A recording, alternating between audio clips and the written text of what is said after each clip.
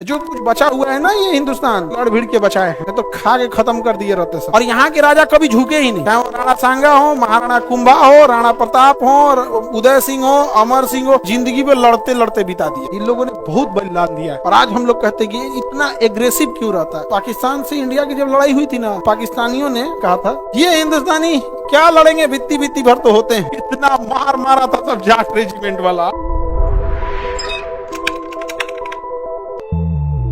हम लोग आज भी कहते हैं मेवाड़ के राजा, राजस्थान में ना ये वाला एरिया है नीचे वाला मेवाड़, ये वाला कौन है मेवाड़, मेवाड़ इनके ये पूरा पहाड़ी एरिया है। और यहाँ के राजा कभी झुके ही नहीं, चाहे वो राणा सांगा हो, महाराणा कुंभा हो, राणा प्रताप हो, उदय सिंह हो, अमर सिंह हो, कोई नहीं झुका। यहाँ उत्तर प्रदेश का निचला यह एरिया क्या कहलाता है बाबू, बुंदेलखंड।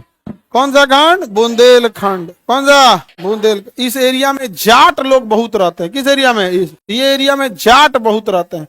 और इन लोगों ने ना जिंदगी में लड़ते लड़ते बिता दिया, लड़ते लड़ते बिता दिया। क्योंकि विदेशी आक्रमण हो रहा है तो भी ये जाके भीड़ जा रहे थे, नीचे से मराठा, ऊपर से राजपूत, इधर इधर आपस में झगड़ा लड़ाई कहीं से हो रहा है, बार बार यही लड़ाई में ही जाट लोग की जिंदगी बीत गई थी बहुत। आज भी देखिएगा एकदम लड़ाकू कौम रहते हैं, लड़ने के लिए कोई नहीं। तो पाकिस्तान से इंडिया की जब लड़ाई हुई थी ना, तो पाकिस्तानियों ने अपनी सेना का मनोबल बढ़ाने के लिए कहा था ये हिंदुस्तानी क्या लड़ेंगे, बित्ती बित्ती भर तो होते हैं। तो भाई हिंदुस्तान का बहुत बड़ा ज्योग्राफिकल एरिया है। आप देखिएगा नॉर्थ ईस्ट के लोग तो हाइट थोड़ी कम हो, छोटे हाइट के होते हैं, वहीं बड़ी हाइट के भी होते हैं। तो पाकिस्तानियों ने मनोबल बढ़ाने के लिए कहा ये बित्ती भर हिंदुस्तानी क्या ही लड़ेंगे। इधर से पाकिस्तानी फौज घुसी, गलती से वहां खड़ी थी इंडिया की जाट रेजिमेंट, और 6 फीट वाला इतना मार मारा था सब जाट रेजिमेंट वाला। पाकिस्तानी का झूठ बोल के भेजा, छोटा छोटा है सब, बहुत मजबूत है। तो वहां पे तो ये हरियाणा, पंजाब, राजस्थान, ये सब जो होता है ना, सिख,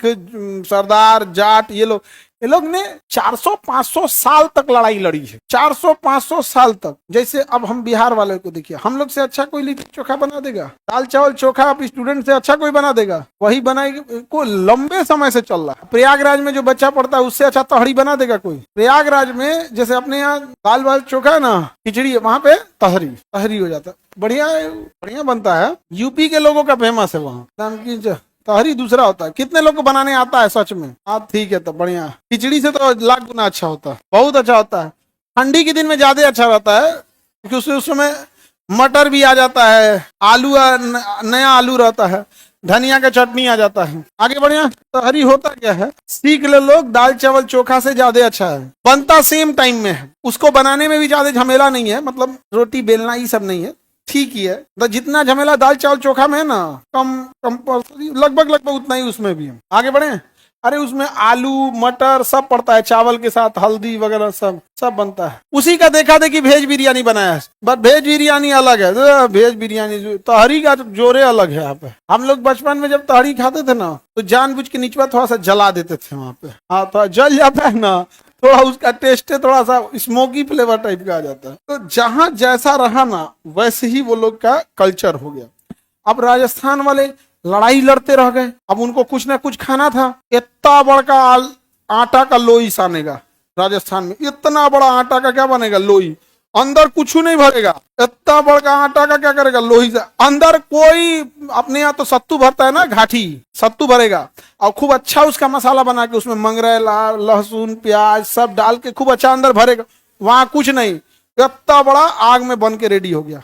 समझा गया कि नहीं गया? वो उसे बोलेंगे बाटी। क्या बोलेंगे? बाटी। उसके अंदर कुछ नहीं है, और 5 किस्म का दाल रहेगा उसमें, अलग अलग टाइप का 5 विषय, और उसमें मसाले भी रहेंगे, सब्जी वाला मसाला, वो प्लेन दाल नहीं रहेगा। अब इधर बन गया बाटी, अब उसको तोड़ दो, बाटी को क्या करो, तूर के एकदम महीन महीन कर दो, घी डाल दो, 1 कटोरा दाल, अब फेंट दो, हो गया दाल बाटी हो गया। चूरमा अलग हो गया।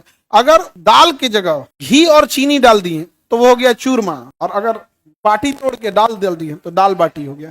तो उन लोग की लड़ाई में जाना था उन लोग को लिए, दिन भर भैया कभी राजा का आदेश आ जाएगा लड़ो। भाई कहाँ से जाइएगा आप, वहां पे दाल चावल खाना 75 टाइप का तो नहीं ले जाएंगे। तो इतने सैनिक लड़ाई, सबसे आसान क्या लग गया, मिक्स दाल रख लिए, सब्जी के जगह जो सब्जी मसाला डालना उसी में डालते, ताकि सब्जी का भी टेस्ट आ जाएगा। इतना बड़ा बड़ा लोई साने, और सबको बांटना, रोटी रहेगा तो गिन दो, उससे अच्छा इतना बड़ा बना दो, एक के आदमी को दे दो, लो भैया तुम फोड़ दो, दाल खा लो यहाँ पे। अब तो थोड़ा लड़ाई वड़ाई कम है, तो थोड़ा सा साइज कंट्रोल छोटा हो गया है खाने के हिसाब से, बट ये सारी चीजें उन लोगों ने इतनी लड़ाइयां लड़ी हैं, देश के लिए इतनी कुर्बानियां दी हैं। आज लोग कहते हैं कि जाट तो हमेशा लड़ने के लिए थे, भैया 500 साल लड़ाई लड़ा है उसने। जो कुछ बचा हुआ है ना ये हिंदुस्तान, ये इधर वालों ने लड़ भिड़ के बचाए हैं यहाँ पर, नहीं तो खा के खत्म कर दिया रहता, सब पूरा बर्बाद कर दिया रहता सब। इन लोगों ने बहुत बलिदान दिया है। और आज हम लोग कहते हैं कि ये इतना एग्रेसिव क्यों रहता है। आप ही बताओ, आपके 400 साल अगर हम लोग युद्ध लड़ लें, एग्रेसिव नहीं रहेगा आदमी?